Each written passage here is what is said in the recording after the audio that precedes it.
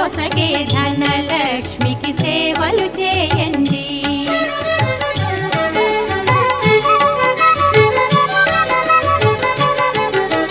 కొలిచిన వారికి కన్న తల్లిగా నమ్మిన భక్తుల కల్పవల్లిగా దయతో బ్రోచే కరుణా